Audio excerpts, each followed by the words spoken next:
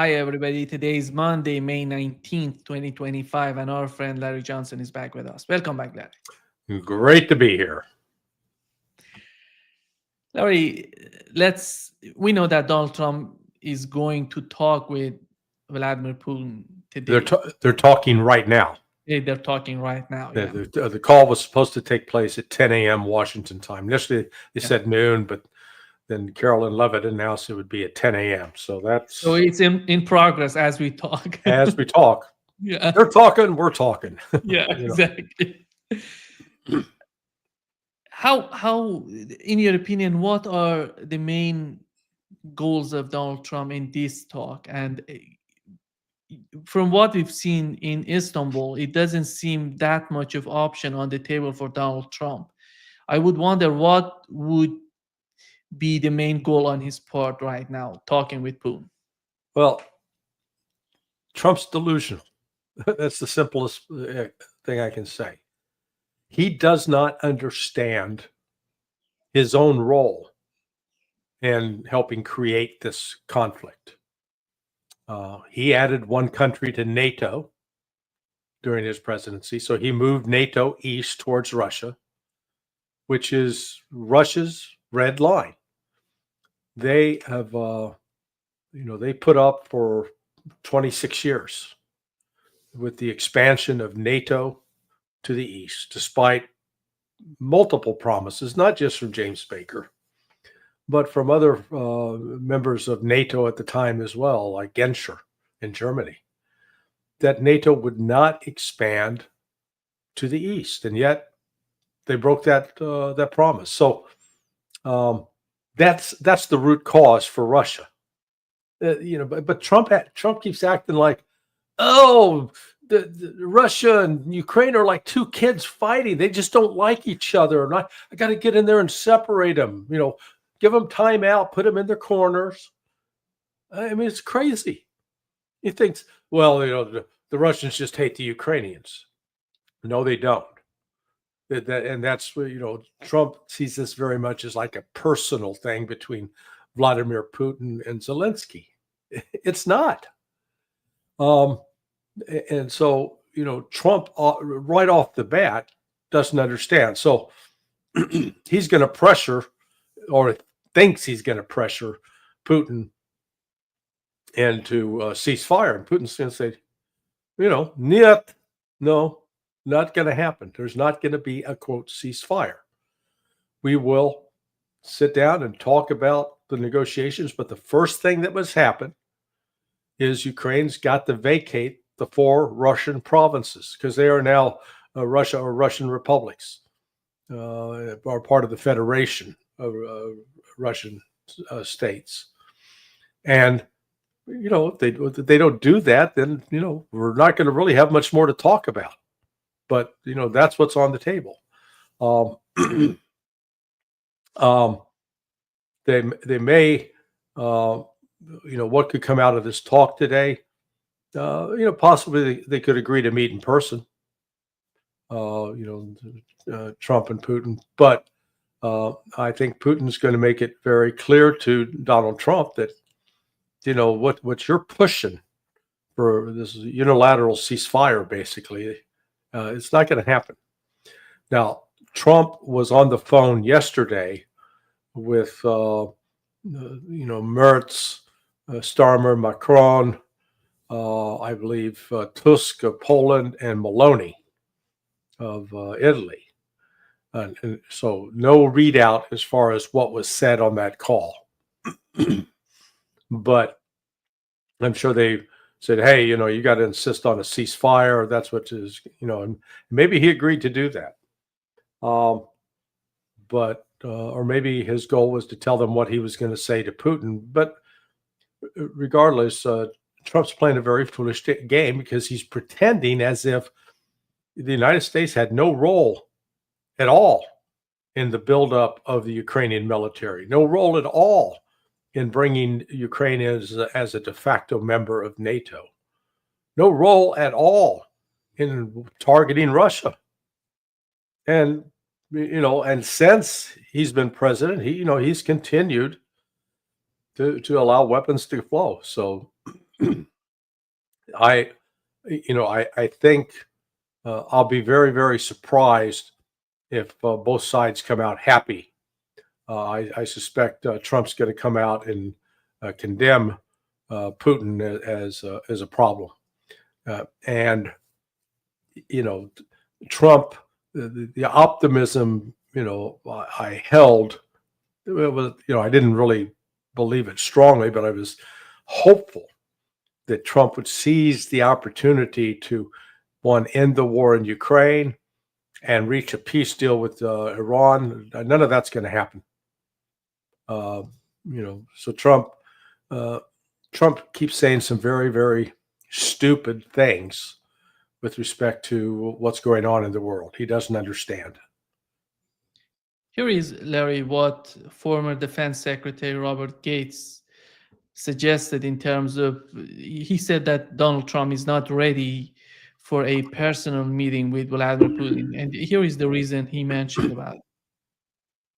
Trump not to take that face-to-face, even if Vladimir Putin was willing to do it? I would say you need to figure out some leverage that you have going into that meeting with Putin. What can you do that puts more pressure to bear on Putin to make him believe his interests are served by not just a ceasefire, but basically at least freezing things in place? What type of leverage? Don't get me going on Bob Gates. I mean, look, he was the director of intelligence when I was an analyst. He's a liar. He is dishonest. He is a manipulator of intelligence. I witnessed it firsthand. One of my buddies was the South African analyst, a guy named John Reed, and John, the request came from the White House. We want to know if Nelson Mandela is a communist, and so John, wrote the response back. Well, Nelson Mandela has relationships or friendships or associations with these different people who are communists. Nelson Mandela is not a communist. Bob Gates edited that piece. He only took out one little word. Let's see if you can guess what word he took out, Nima. Huh? You're muted. He's not a communist. He is not. He took out not. Just removed the not. So Nelson Mandela is a communist. That's Bob Gates. Now, Gates is again delusional. Yeah, we got to find that leverage over Putin. We don't have leverage over Vladimir Putin. Period. Those days are over. We're either going to agree to Russia's terms, which ultimately means NATO's got to back the hell off, or we're going to risk going to war with Russia, because Russia's going to militarily destroy Ukraine and in the process eviscerate NATO. That's simple. People need to understand that. That's, if Putin sort of, if he says, oh yeah, you're right, Mr. Trump, we'll stop where we are. We won't go any farther, and we'll trust you. The Russians they've been down that road already with us. They recognize you cannot trust the United States to keep any agreement. We've walked away from the anti-ballistic missile treaty agreement. Trump walked away from the intermediate nuclear forces agreement. Name one agreement that the United States has kept its word on. From the Russian perspective, that would be zero, none. Larry, these people who are pushing for more leverage to be possessed by Donald Trump on Putin, here is one of the main goals of these people, and it seems that they're pushing so much from the U.S. Treasury Secretary Scott Bessent. Here is what he said. To impose sanctions against Russia. Well, I think we will see what happens when both sides get to the table. President Trump has made it very clear that if President Putin does not negotiate in good faith, that the United States will not hesitate to up the Russia sanctions along with our European partners. What I can tell you is the sanctions were very ineffective during the Biden administration because they kept them low because they were afraid of pushing up domestic oil prices. Very quickly, how long for the timeline until you move to sanctions? Obviously, there's a call. Larry, you see the same strategy in Yemen. They came to power and say, no, Joe Biden didn't fight the Yemenis the way that we are able He was to fight. weak. He was weak. We're going to be tough. Oh. Right now, seeing the same story. Look, the United States and Russia share one thing in common. Both countries are rich in natural resources. Both countries are capable of feeding themselves without having to rely upon anyone on the outside. And both countries have all of the energy resources that they need to meet their domestic demand. But, the United States has opted to import some. But if you had to build a wall around each country and say which country would survive, Russia is the one that would survive. Russia doesn't need trade with other countries in order to stay alive. The United States does. The United States, in terms of its trade relations with Mexico, Canada, and China, we're really very dependent upon China for a lot of the consumer items. But when you look at the issue of debt, that is that's where it really starts to come apart for the United States. Russia's debt is about 14 to 20% of its gross domestic product. The United States debt is 125% of our gross domestic product, and it's getting worse with each passing day. People like Besant, they're just arrogant and ignorant of Russia. They think, all we got to do is really put Russia's economy's weak. Well, I started hearing that, and I started looking up some facts. In 1995, 7% of Russian citizens were considered in the middle class. Okay? That means you're looking at like 90% of the country in lower middle class, in some form of poverty. Today, that number is around 50%. Quite a dramatic turnaround in 30 years. In the United States, the number that were considered middle class in 1995 were around between 55 and 60%. Now that number's at 51%. So what's happening in the United States, instead of the middle class growing, instead of people becoming wealthier, it's going in reverse. And yet the United States continues to say, oh, we're the best. Oh, we're so much better than everybody else. Oh, yeah? Look at the literacy rates. In the United States, 54% of the population read at the 6th grade level or lower. Okay, our current literacy rate is like 74%. In Russia, it's 97%. So, start picking out markers in terms of which country can produce hypersonic weapons, hypersonic missiles that actually work in combat. Oh, that'd be Russia. The United States has yet to produce one. Russia's got at least 3. So the United States is indulging this fantasy of we're so good. It's like the evil queen was in Snow White, mirror, mirror on the wall, who's the fairest of them all? Just because you keep looking at yourself and you've told the mirror, you tell me I'm the fairest, so I'm going to break you. Okay, yeah, you're the fairest, you're the best. So I mean, it's just, it's I actually say the relationship's not that complicated. It's pretty simple. The United States is locked in a delusional state. We believe things about ourselves that are just not true. And at the same thing, we believe things about Russia that are not true. And those false beliefs lead us to make decisions that later, they blow up on us.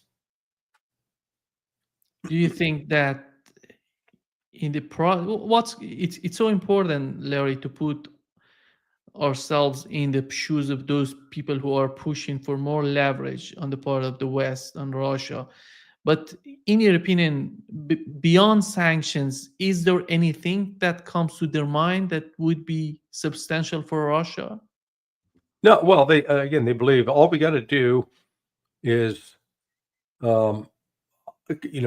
prevent Russia from earning money off of oil and natural gas, and they assume that in that they're going to pressure India and China. In fact, I was just listening to Carolyn Levitt. She held a press conference this morning. It started a little after 9 a.m. on the East Coast, and she persists with this mythology of, oh yeah, we put those tariffs on China, and man, they came running. They came, boy, they were hurting. They came to us. It proves Donald Trump was right. Well, it's just nonsense. That's not what happened. It was the United States that called China. Hey, can we talk, please? I said, okay. What do we want to talk about? Oh, we'll cut that tariff back to 30%. And China said, okay, well, we'll do the same. We're going to treat you like you treat us. But I haven't seen anything in the press to show that China said, oh, and those bans we imposed on the rare earth minerals, we're lifting those. We're going to give those to you so you can build more weapons that you can attack us with. I didn't see China do that. And China is doing other things. They're, they used to send a lot of students to the United States, and those students paid a lot of money, making U.S. colleges profit. Chinese have pulled the plug on that. And so there are a lot of U.S. schools that are really suffering because they don't have those Chinese students around anymore. That's number one. Which, from just an intelligence standpoint, I maintain one of the reasons the United States did that over the years and encouraged the Chinese students to come was so CIA could actually identify, target, try to recruit people that would go back to China and become cooperators of the CIA.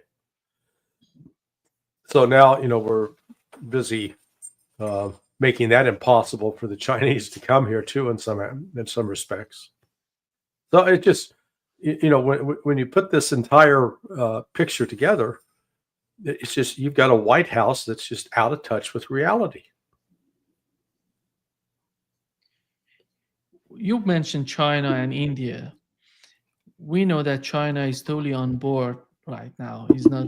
You cannot separate China from Russia. But how about India? Even with the conflict between India and Pakistan, somehow the United States try to side with India. And it seems that they're trying to do something with India. But the question would be how successful that would be to influence Russia, in your opinion. Well, again, that's the story the White House is telling. I don't believe them. I don't believe a word of it. Other countries were intervening, trying to talk to both sides. Yes, the Chinese were trying to calm the Pakistanis down. The Russians are talking to Modi. But again, with China, go back 5-6 years, the relationships between China and India were tense. And, it was not seen as possible to have that settled. Well, along comes BRICS. Along comes the U.S. sanctions, where the United States is pressuring other countries. And all of a sudden, India and China find themselves sort of in the same boat, and recognizing that the United States is not a friend. The United States is a bully. The United States, we're like an abusive spouse. You're going to do what I say or I'm going to hit you. Hey, who wants to be in that kind of relationship? And particularly, Trump talked very tough about, he imposed sanctions on like 180 countries, including India. But and he's, oh yeah, those countries, they're coming, as he said, to kiss my ass. Well, they're not kissing his ass.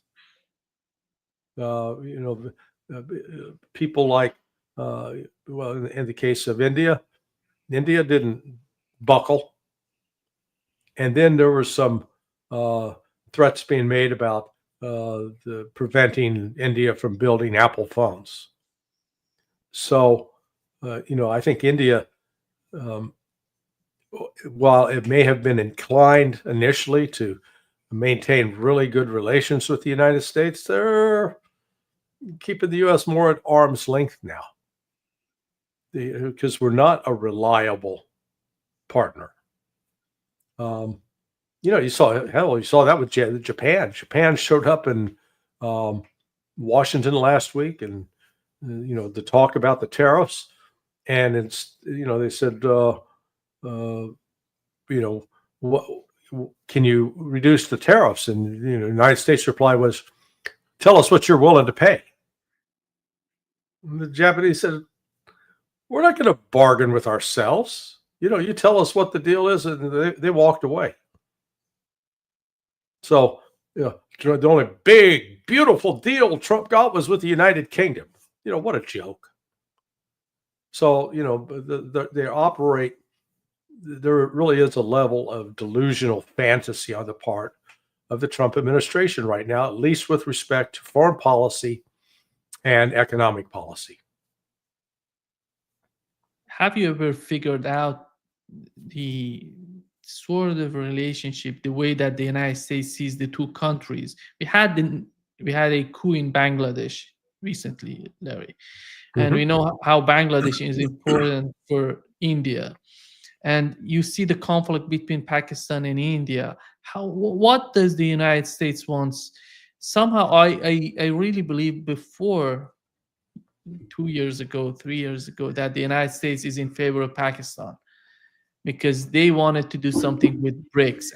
But right now, it seems somehow they're trying to manipulate that region.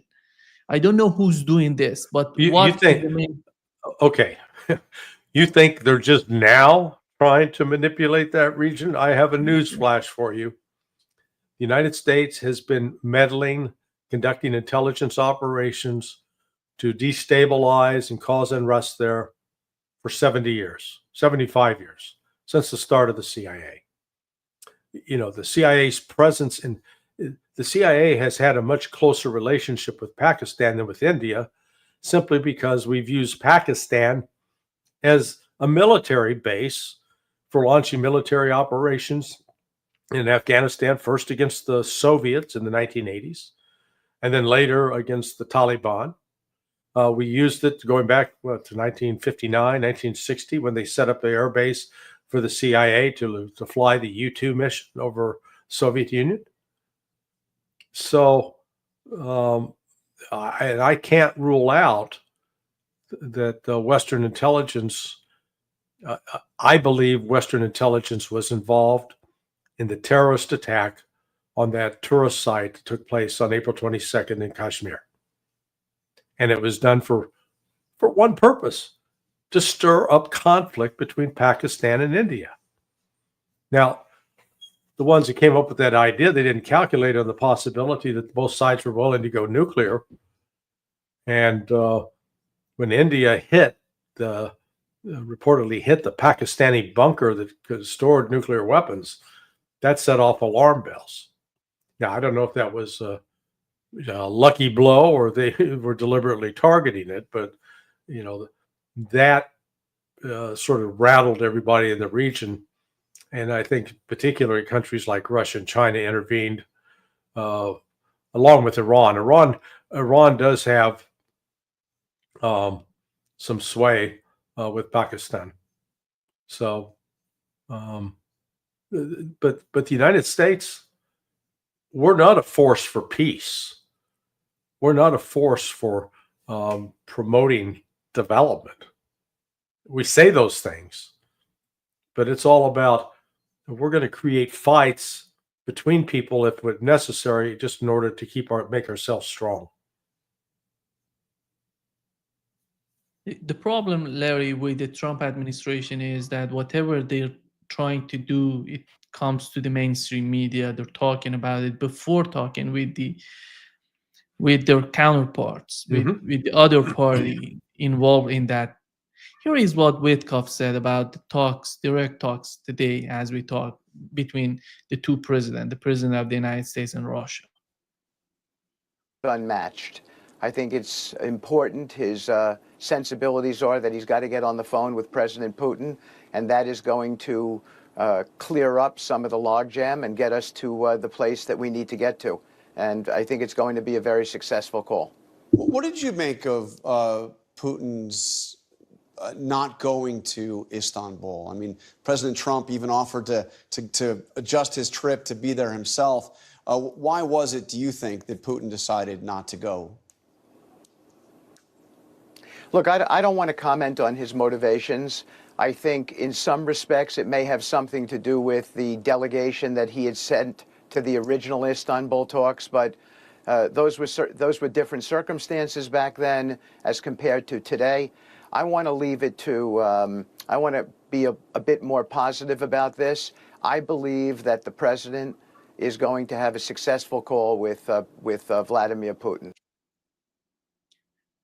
Now, in your opinion, what was the main reason of Vladimir Putin not going to Istanbul? There was no Was reason. there anything to talk about? Was there any sort of agreement between the two, I don't know, the two parties before to it doesn't seem to me that presidents would talk about the details of a deal, because that could be achieved by the teams that the two parties would provide, not by the presidents. There was no reason for him to go. That was, manufactured by the West, trying to, create the narrative that Putin's the one who's the roadblock to peace. Putin on June 14th, 2024, laid out, sort of 6 things that have to happen in order to be able to talk about a ceasefire. And the most critical one of those was the one that was reiterated again last week, that Ukraine's got to pull out of Zaporizhia, Kherson, Donetsk, and Luhansk. Notice the West was acting like, oh my God, how can they ask that? That's been on the table for a year now. I mean, coming up in June. It's not new, but the West is acting like, oh my God, this is new and outrageous. No, it's been his position. So that, pull out, stop the NATO supply of weapons, stop the NATO supply of intelligence, stop the war, and then we'll sit down and talk about a ceasefire, how we work this out. But Putin is not going to give back Kherson, Zaporizhia, Donetsk, or Luhansk. Ain't going back, nor is Crimea. And Zelensky can hold his breath and pound his fists on the table and jump up and down all he wants. It's not going to change that reality. And, I think Witkoff is overly, he thinks, foolishly, that Donald Trump has some leverage over Putin. Trump has no leverage over Putin. Because, look, the fact is that if this war is not Putin's war. When you go back and listen to the speech that he gave on February 24th of 2022, when the special military operation started, he was very, very clear that this, Russia had tried through diplomacy, tried through talks to, basically get the West to back the hell off, stop coming after us. And the West wouldn't. And so Russia said, fine, we're taking this step. And, the initial military attack by Russia was simply designed to create pressure to get Ukraine to a negotiating table, which they did. And that culminated in the negotiations in Istanbul. Now, I know that John Helmer's on your show saying that the account that the West interfered and took that agreement off the table is nonsense. John is just dead ass wrong. Lavrov has repeatedly described what happened. And he said it again. It was either yesterday or day before yesterday at this foreign policy conference that Russia, the agreement in principle that they signed off on was presented by Ukraine. Russia was willing to make one more deal with the Ukrainians, and it was the West that interfered with that. And at that point, Russia then had to change its strategy from using some military pressure to coerce negotiations, to make negotiations possible, to defeating Ukraine militarily. And that, Russia was probably not fully prepared to do that, looking back now in June and July of 2022.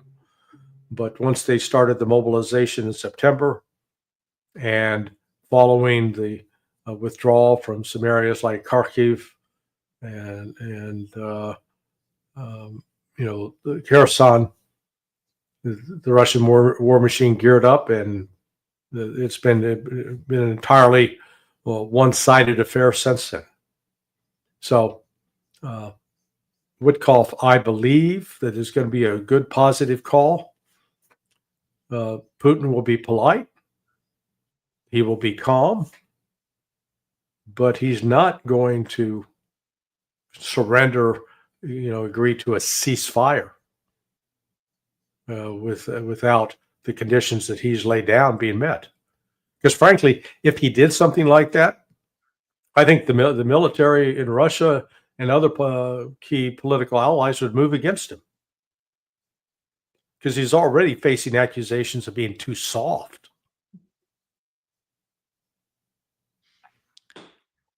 Larry, if we assume that the only option left for Donald Trump would be what's going on the battlefield, is there any region on the battlefield in which Ukrainians are winning or somehow possess some sort of leverage on Russians? No, zero. In fact, they've done the body exchanges of cadavers of dead soldiers. They did one in March, did one in April, and did another one in May. The bodies are being turned over at a rate for each dead Russian. The Ukrainians are getting 25 to 27 dead Ukrainians. A 1 to 27 death rate. That's called attrition. Now, some would argue, well, that's just because, Russia is advancing, and in the advance, Ukraine can't recover its casualties, and Russia can then pick its casualties up and move them to the rear. Okay, so you're admitting, if that's the case, you're admitting that Russia is advancing dramatically across the front, because they want to, it's a stalemate. This war, it's a stalemate. No, it's not a stalemate. It's, Russia moving forward at its pace, destroying Ukrainian manpower, destroying Western supplied military equipment.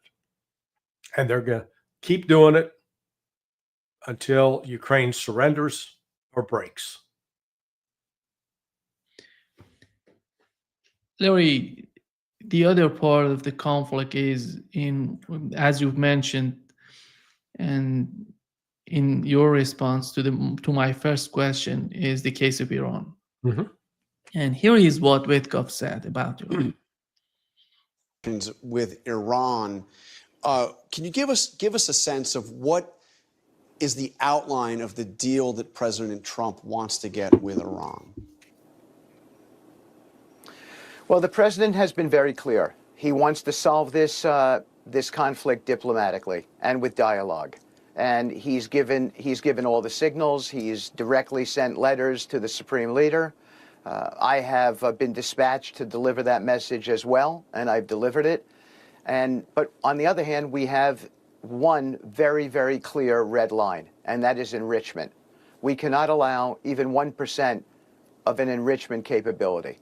We've delivered a proposal to the Iranians that we think addresses some of this without disrespecting them, and so that's important. We want to get to a solution here, and we think that we will be able to. But everything begins from our standpoint, John, with a deal that does not include enrichment. We cannot have that, because enrichment enables weaponization, and we will not allow a bomb to get here. But short of that, there are all kinds of ways for us to achieve our goals in this negotiation. We think that we will be meeting sometime this week in Europe, and we hope that it will lead to some real positivity, and that's where we are, sir. Yeah, delusional. Iran's not going to go for that. Iran's made it very clear. We are a nation. We're entitled to do peaceful development of our nuclear energy. They have a signed agreement with Russia for that express purpose, which is Russia's in a position to guarantee that Iran will not build, will not enrich at a level to produce a nuclear weapon. So, like I said, Donald Trump had a chance to make a deal here, and he's going to walk away from this, and then he's going to have to say, okay, we're going to show those Iranians, and if he decides to launch an attack on Iran, Iran will defeat the attack. Iran will inflict significant damage on U.S. Military capabilities. They will destroy the Al Udeid Air Force Base in Qatar and probably shut down the supply of oil coming out of the Persian Gulf. That's going to help Iran tremendously. I mean, Russia tremendously with respect to, because all of a sudden the price of oil is going to go through the roof.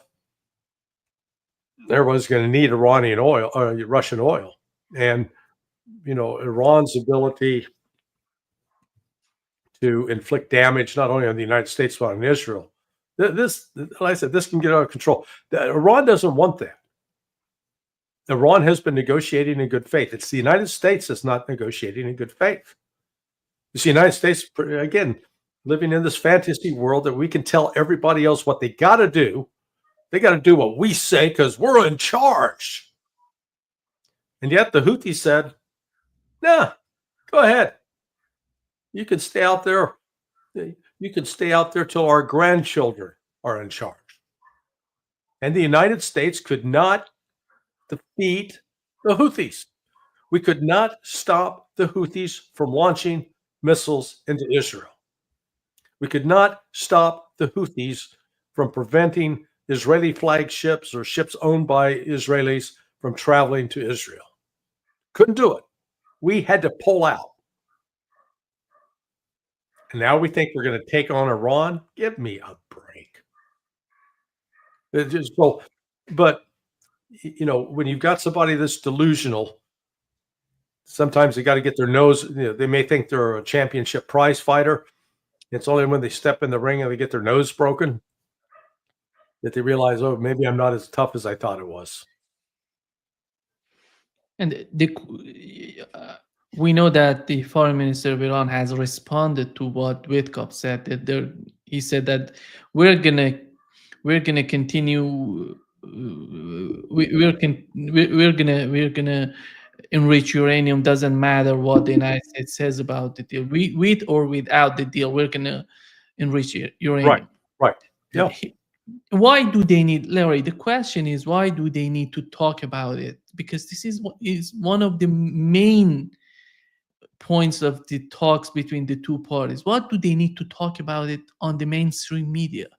Why not whatever they want to talk about? They can talk in their meetings. It's not a matter for the mainstream media to talk about. Well, apparently Trump is under pressure reportedly 72 senators, some large number have told the White House, under no circumstances can you cut a deal with Iran that will allow them to continue to enrich uranium. So, Trump is caught. He's politically in a difficult situation, and that may be one reason why he's talking about it.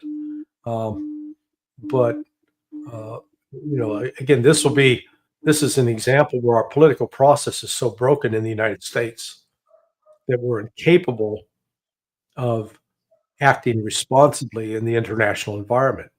You go back to the whole Russiagate, the fabrication of the lie, the big lie push that Trump was beholden and under the control of the Russians, and the Russians were interfering in our election.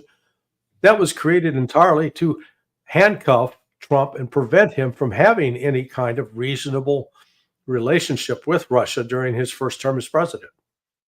And, I talked to both Larry, Colonel Wilkerson, and to Doug McGregor. I did about a 50-minute discussion with Doug about his time working with the Trump administration, to trying to pinpoint, was Donald Trump not aware of what was going on with Ukraine during his administration? The fact that these military exercises were increasing, that the size of the Ukrainian army was being built up, that weapons, that there were the weapon supplies, the javelins, and then the B-52s flying along the Crimea coast.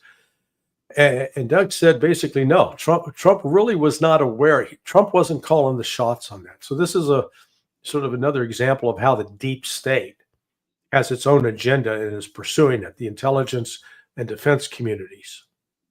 And that Trump was misled, is, I guess, the best way to put it. He didn't understand what was going on. So, jump ahead now. Does he really fully understand, or are they, giving him the mushroom treatment, keep him in the dark and cover him with manure? Yeah, I think that could be the case, because we know what has happened with the case of Syria. Donald Trump wanted to withdraw from Syria, but they increased the number of forces in Syria instead of reducing. Mm-hmm. Yeah. So you had actual people in the first administration that ignored his orders. In fact, that's Doug in our conversation goes through in great detail how Trump tried to get the withdrawal out of Afghanistan underway, and would have kept the U.S. force at Bagram, and even people like Kash Patel ignored his orders. So this is headed in a bad direction again. I was somewhat hopeful that Trump would seize the opportunity with Iran in particular, take Iran off the table, and then stop the murder of the Palestinian people. But Trump is the great enabler. He's shown some strength and personal courage in resisting the political attacks against him, the whole lawfare. But at the same time, he's a weak, insecure guy, and has found more reasons not to do the right thing than to do the right thing. We thought that Witkoff would be someone different from the establishment, from the decision makers, those people who have been in the political system of the United States for many years. He's an outsider, but when you look at the way that for the case of Iran, he talked first, he said that we're going to accept enrichment to 3.461, 67, something like that.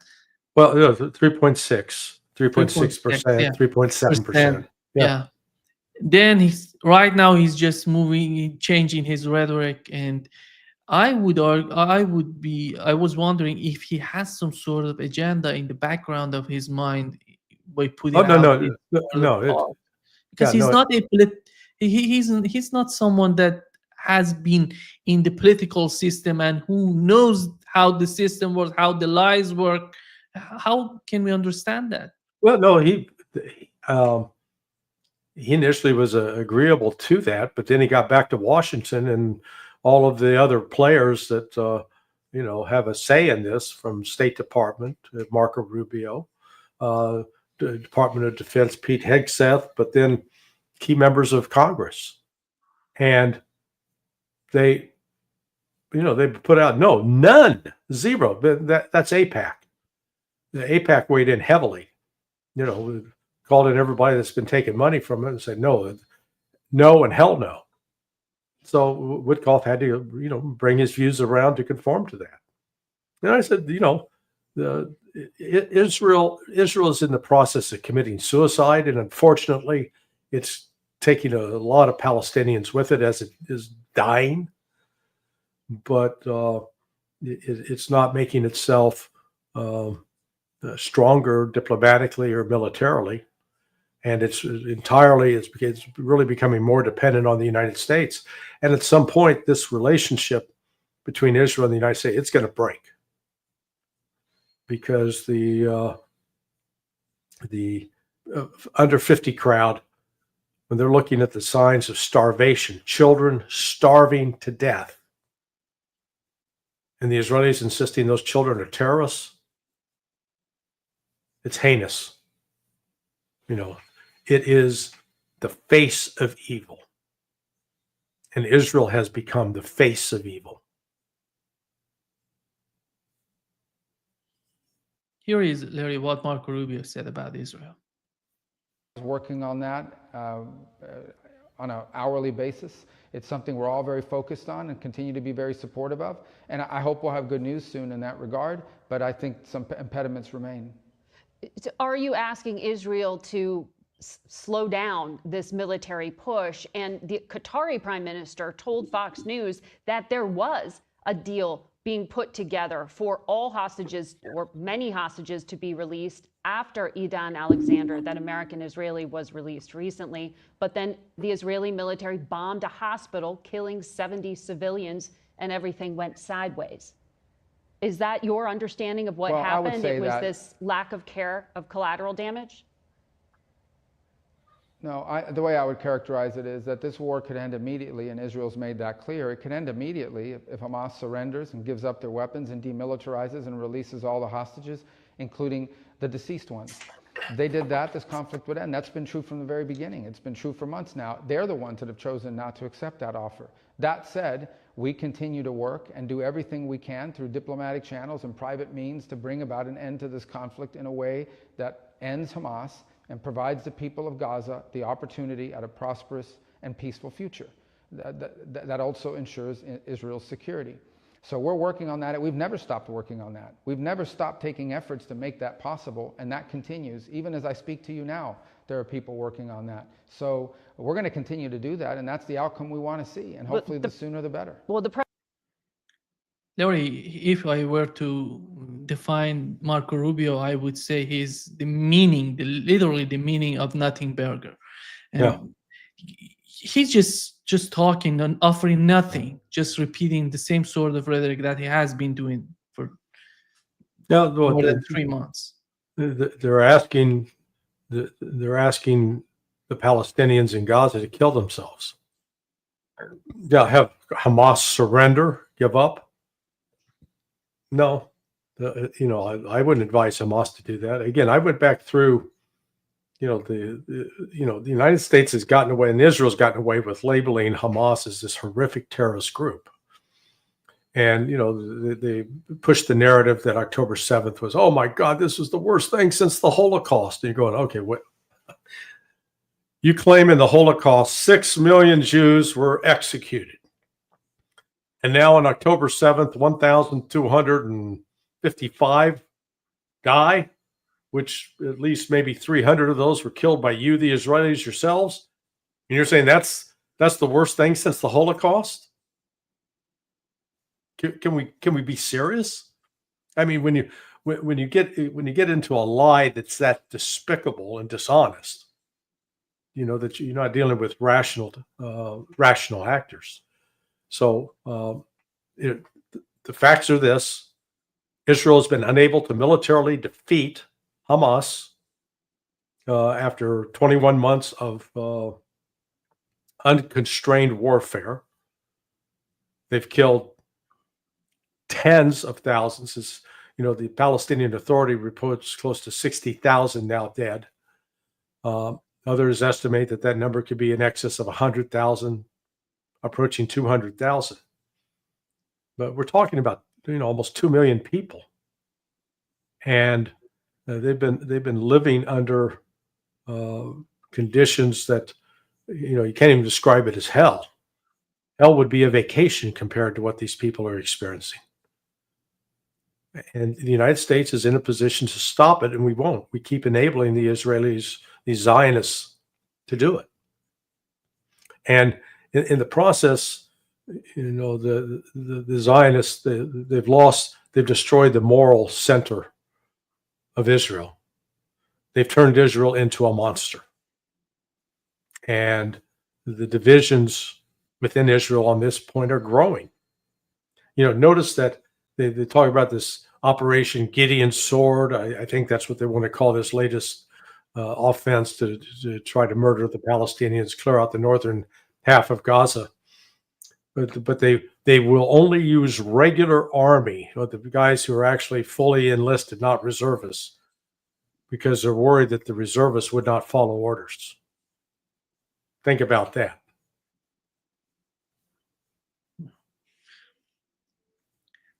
Larry, do you think the Zionism in Israel, after all, is getting stronger, or somehow the population in Israel, because it's not just about Gaza. We know that Israelis are somehow suffering from these attacks from Yemen.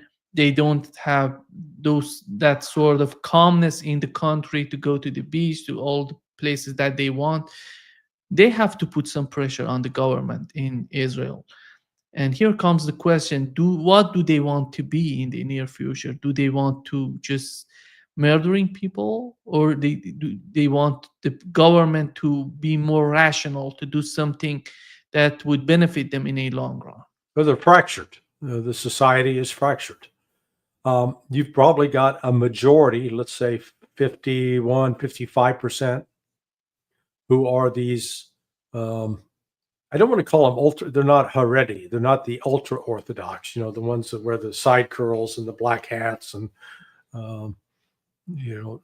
dress up like male nuns.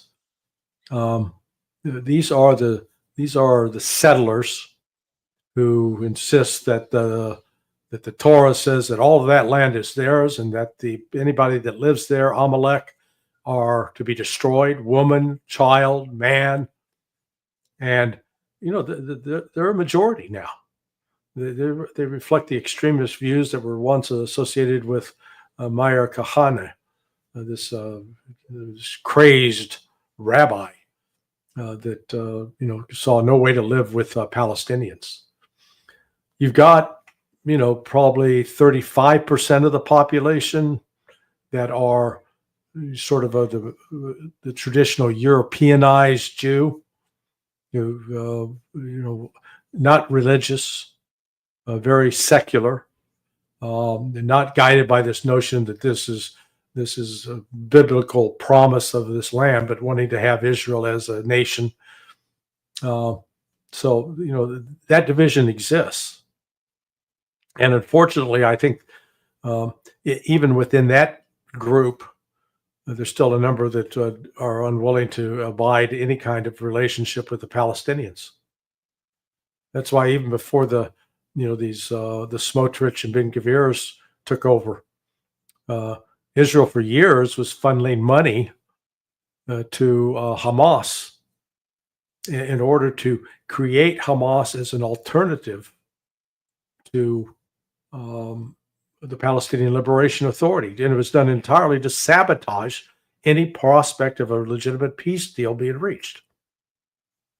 So this, I don't see how Israel survives intact as a nation, because the population, people are leaving, they're not sticking around, and they're going to become more isolated in the world. The world's not lining up to say, oh yeah, we think Israel's great.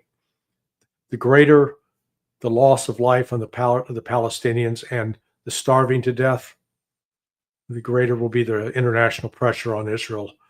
They could be booted out of the United Nations as one possibility. Getting back, Larry, to the case of Iran and the United States, I don't know if you've noticed what Donald Trump said in his visit to the Middle East. For the first time, he said that we're going to reach a deal with Iran, or I'm not going to let them to sell any oil, instead of saying that we're going to attack them, as he was talking about it before. To my mind, when he changed his rhetoric, it seems that he feels that he's not going to get a deal with Iran, because when he goes to extreme to explain his position, we are going to attack Iran or we're going to get a deal. Yeah, we know that saying of barking dog seldom bite, and that comes to my mind. But when he just goes that, oh, we're not going to let them sell oil, and it seems that even in his mind that he's not there to make a deal with Iran. That's why they're changing their rhetoric on their part. Enrichment 3.6, and right now no enrichment in Iran. Then maybe push for ballistic missiles, all the defense system of Iran. Do you feel that they're on the path of just not reaching any sort of agreement with Iran? Yeah, no, they're not serious. They're captive of the Israeli lobby, the Zionist lobby. AIPAC would not allow a deal to be made, and AIPAC's goal is to get the United States to carry out an attack on Iran. And if the United States does that, it will really mark the end of Donald Trump's presidency, because he will violate, just like George H.W. Bush. I was around for that. Read my lips, no new taxes. And then he imposed taxes. Then came the election and people threw his ass out. And, he was the one that won the Gulf War against Iraq back then. I mean, they had a big parade in Washington, D.C., troops marching, everybody, yay, George H.W. Bush, you're great. He broke that promise. Out. Trump has promised not to embroil us in needless foreign wars.